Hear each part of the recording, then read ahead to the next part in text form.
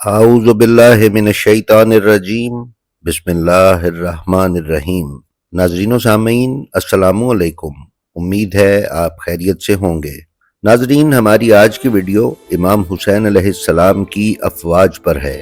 یہ دلچسپ موضوع کیا ہے اور اس کے حوالہ جات کیا ہیں، یہ سب آپ کو معلوم ہوگا ہماری آج کی ویڈیو دیکھنے سے۔ تو آئیے چلتے ہیں اپنی آج کی ویڈیو پر۔ ناظرین معظم، امام حسین علیہ السلام کی پہلی فوج وہ تھی کہ امام حسین علیہ السلام نے جب مدینہ چھوڑا تو آپ کے ساتھ بھائیوں، بیٹوں، بھتیجوں، بھانجوں سمیت دیگر بنو ہاشم کے افراد اور کچھ اصحاب نے بھی مکہ کی طرف کوچ کیا۔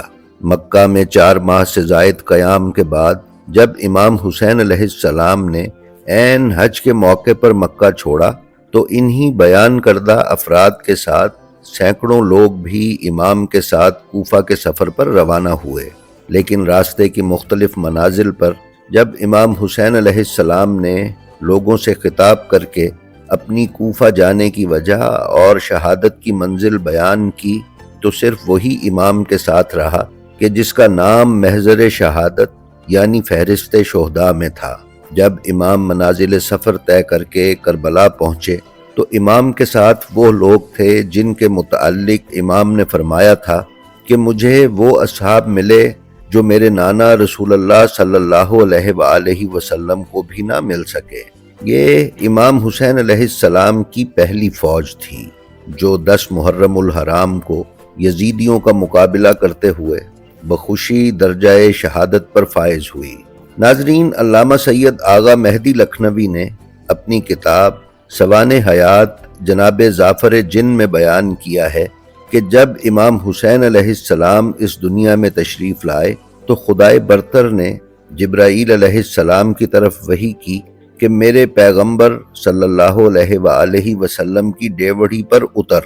جبرائیل 1000 فرشتوں کے قبیلے لے کر آئے، ہر قبیلہ 1000 نفوس عصمت پر مشتمل تھا، اور ملائکہ کی شان یہ تھی کہ ابلق گھوڑوں پر سوار تھے اور زین و لجام سے آراستہ تھے۔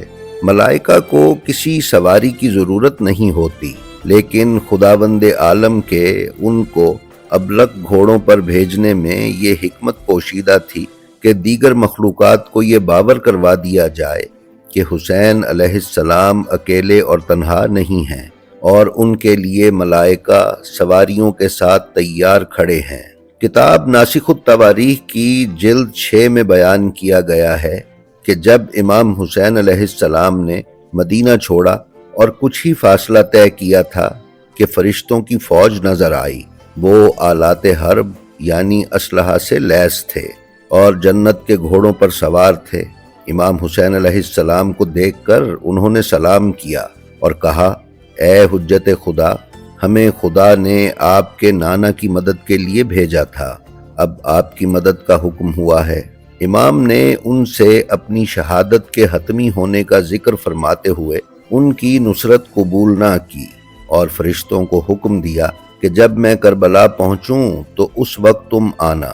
ناظرین، علامہ سید آغا مہدی لکھنوی اس واقعے کی تشریح کرتے ہوئے لکھتے ہیں کہ اس مقام پر فرشتوں کے ہاتھ میں نور کا بنا ہوا اسلحہ بھی تھا، لیکن کربلا میں فرشتوں کی شمشیر زنی کا کہیں تذکرہ نہیں ملتا، تو پھر انہیں کربلا میں بلانا ہماری عقل سے باہر ہے۔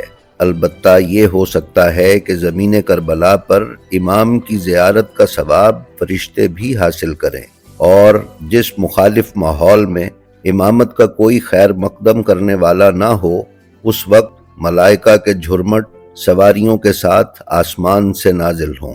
ناظرین، ان ملائکہ کے علاوہ کچھ وہ ملائکہ بھی ہیں جو امام علیہ السلام کی شہادت کے بعد کربلا پہنچے۔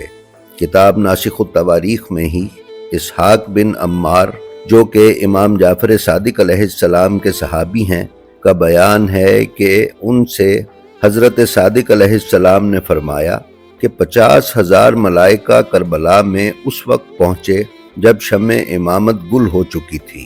نصرت نہ کر سکنے کی تلافی میں وہ تمام فرشتے زمین پر اترے اور قبر اطہر کے جوار میں سر برہنہ، جسم غبار آلود قیامت تک حاضر رہیں گے۔ جب پیغمبر اسلام کی مدد کے لیے 5000 فرشتوں نے جہاد کیا اور دشمن کو شکست ہوئی تو 50,000 ملائکہ جنگ کرتے تو کرۂ ارض میں تلاطم برپا ہو جاتا، لیکن امام حسین علیہ السلام کو بنی نوع انسان کی اس قدر ہمدردی تھی کہ وہ اپنے خصوصی اختیارات استعمال میں نہیں لانا چاہتے تھے۔ ناظرین مکرم، یہ امام عالی مقام علیہ السلام کی دوسری فوج تھی جسے جنگ کرنے کی اجازت نہ مل سکی۔ امام عالی مقام علیہ السلام کی نصرت کے لیے انسانوں اور ملائکہ کے ساتھ ساتھ جنات بھی امام کی خدمت میں حاضر ہوئے۔ اس سلسلے میں بہت مشہور واقعات ہیں جو ہم اکثر ممبروں سے سنتے ہیں، اور ان میں مشہور ترین واقعہ جعفر جن کا ہے، جو اپنے قبیلے کے ساتھ امام کی خدمت میں حاضر ہوا اور اذن جہاد طلب کیا۔ امام نے فرمایا کہ یہ انسانوں کی انسانوں سے جنگ ہے، اگر تمہیں اذن جہاد دیا تو یہ عدل امامت کے خلاف ہوگا۔ اس پر جعفر نے دست بستہ عرض کیا کہ مولا، میں آپ کے والد کا غلام ہوں، آپ حکم کریں تو میں اور میرا قبیلہ انسانوں کا حلیہ اختیار کر کے ان نامرادوں سے جنگ کریں۔ لیکن امام نے اس کی اجازت نہ دی اور اپنے امتحان اور ابدی مقام یعنی شہادت اور اس کے صلے میں ملنے والے درجات سے اسے آگاہی دی۔ ناظرین، جعفر جن کے متعلق ہم آپ کی خدمت میں جلد ہی ایک ویڈیو پیش کریں گے جس میں کچھ مختلف اور نایاب تفصیلات بیان کی جائیں گی۔ قوم جنات کے یہ قبائل جنہیں امام کی طرف سے اذن جہاد نہ مل سکا، امام علیہ السلام کی تیسری فوج تھی۔ ناظرین مکرم، امام علیہ السلام کی چوتھی فوج وہ فوج تھی جس کے سپہ سالار امام زین العابدین علیہ السلام اور بی بی زینب عالیہ سلام اللہ علیہا تھے۔ اس فوج نے قیدی ہونے کے باوجود نہ صرف یہ کہ شام کو فتح کیا بلکہ یزید کی 37 ریاستوں کی حکومت میں ایسی درار ڈالی کہ جو دوبارہ پر نہ ہو سکی۔ اس فوج کا اسلحہ اسیری، مظلومیت اور فصاحت و بلاغت تھے۔ یہ ایسا اسلحہ تھا کہ جس کی لگاتار ضربوں اور حملوں نے یزید کے پایہ تخت میں لرزہ پیدا کر دیا، اور صرف 3 سال کے عرصے میں ہی اموی حکومت کی بنیادیں ہل گئیں۔ یزید ملعون کے اختیار اور اقتدار کو ایک ایسا دھچکا لگا کہ اسے اس کا خاندان بھی نہ سنبھال سکا، اور اگلے کچھ ہی عرصے میں وہ حکومت جسے کھڑا کرنے میں حاکم شام نے 50 سال محنت کی تھی کا خاتمہ ہو گیا۔ امام حسین علیہ السلام کی اس فوج نے دست بدست لڑائی کیے بغیر یزید کی پوری سلطنت کو ملیہ میٹ کر کے اسلام کا جھنڈا رہتی دنیا تک بلند کر دیا۔ یہ امام حسین علیہ السلام کی اسی فوج کا کمال ہے کہ آج 1400 سال گزر جانے کے باوجود بھی کربلا زندہ ہے اور مکتب آل محمد علم و حکمت کے دریا بہا رہا ہے۔ جی تو ناظرین، یہ تھی ہماری آج کی ویڈیو۔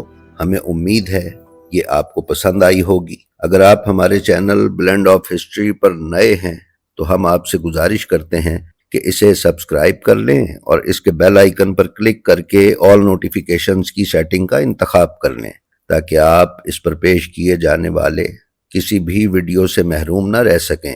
اس کے ساتھ ہی ساتھ ہماری جو ویڈیو آپ کو پسند آئے اس کا لنک اپنے حلقہ احباب میں شیئر کر کے علوم محمد و آل محمد کی ترویج و اشاعت میں حصے دار بنیں۔ اپنا اور اپنے متعلقین کا بے حد خیال رکھیں اور خلق خدا میں آسانیاں تقسیم کرتے رہیں۔ خدا آپ کا حامی و ناصر ہو۔ السلام علیکم۔